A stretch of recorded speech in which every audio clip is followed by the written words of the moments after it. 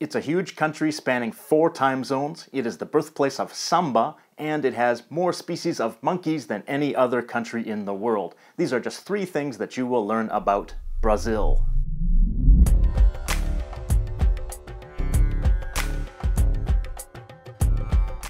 Hello everyone, welcome to the GeoFocus channel. Today's topic is Brazil. Brazil is a country known for its infectious culture and its amazing landscapes, but it is also a country that is growing in global importance. It is the largest country in South America, and by far it has the largest and fastest growing economy in the region, with a growth rate of 5% per year. Brazil is the 5th largest country in the world with a total land area of 8,515,766 square kilometers. That makes it slightly larger than Australia and slightly smaller than the USA. It is also the world's 5th most populous country with 205,338,000 people. It is the world's longest country from north to south with a total length of 4,395 kilometers, so it shares land borders with 10 countries in South America.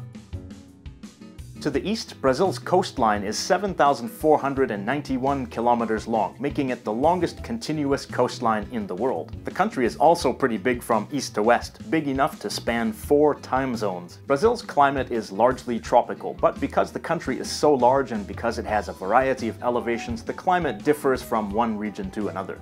The north of the country is located on the equator and has a tropical climate with warm temperatures that vary little throughout the year, and rainfall year-round. The central plateau is at a higher elevation, so it has slightly lower temperatures, especially at night. And it is further from the equator, so it has more seasonal variation and a definite dry season. Closer to the south of the country, around and below the Tropic of Capricorn, the seasonal differences are more extreme, with hotter summer temperatures and colder winter temperatures. Every year there is snowfall in some of the towns and the higher areas in the southern region. This is quite different from the typical image of Rio de Janeiro, isn't it? This southern area accounts for about 10% of the country. The coastal plains are generally warm and tropical year-round.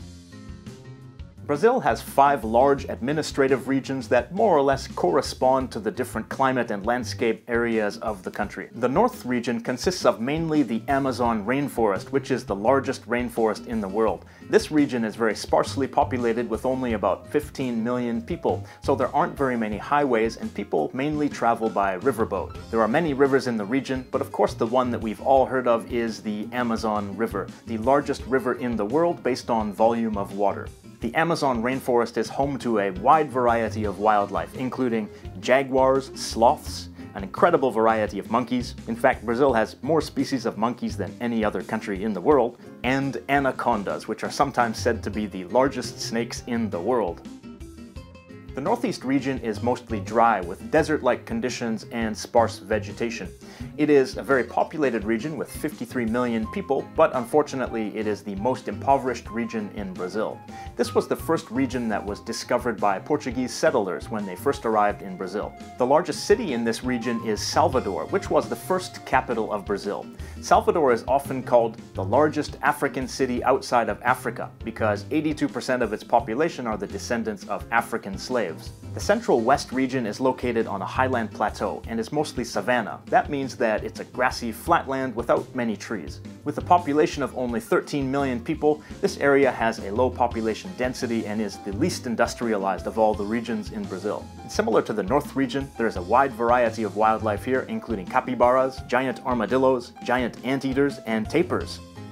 The capital city of Brasilia is also located in this region. It's a city that was intentionally planned and created back in 1956 in order to move the capital city from Rio de Janeiro to a more central location in the country. That sounds like a cool idea, but if you ask me, the city looks kind of bland and artificial compared to Brazil's other cities that naturally arose. The southeast region is the region that most people probably think of when they think of Brazil. It is the most highly populated region with 80 million people, and it is where the 2 largest cities of Sao Paulo and Rio de Janeiro are located. It is the main economic powerhouse of Brazil, producing nearly 1/2 of its GDP. This region lies at the edge of the tropical zone and the temperate subtropical zone, meaning that the northern part of the region is warm and tropical, while the southern part is temperate and has more temperature variation, especially at the higher altitudes. The south region is the temperate region with cool, wet winters and winter snowfall in some of the higher areas. It is also characterized by prairie grasslands. It has a population of around 26 million, and it is the most urbanized of all of the different regions. It also has the highest standard of living of all the different regions, and it happens to be the whitest, and by that I mean the most European of the different regions. And that brings me to the ethnic composition of Brazil's population. Brazil has a very ethnically and racially mixed population because of its history, with many Brazilians being of mixed racial heritage. Brazil was founded by Portuguese settlers in the 1500s who brought with them huge numbers of African slaves to work on sugar plantations. They were later followed by new waves of European and Asian immigrants. And of course, there were already native people living in Brazil. At some point, Brazil had an intentional policy of race mixing, of whitening the largely black population. According to a survey from 2010, 47.73% of Brazilians consider themselves white, 43.13% consider themselves mixed race, 7.61% consider themselves black, 1.09% consider themselves yellow, I suppose that means Asian, and 0.3% consider themselves indigenous. Another legacy of the colonial period is the religion. Catholicism was brought to Brazil by the Portuguese, and now it's the predominant religion in Brazil with 130 million Catholics. That means Brazil has more Catholics than any other country in the world. The language is another legacy of the colonial period.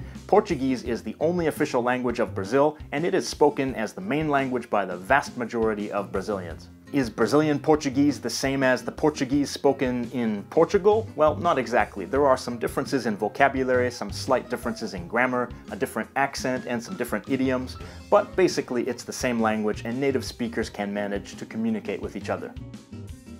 If you're studying Portuguese really hard and you're getting kind of tired, don't worry, you can have a big mug of Brazilian coffee. Brazil is the largest exporter of coffee in the world and accounts for about 30% of the world's coffee.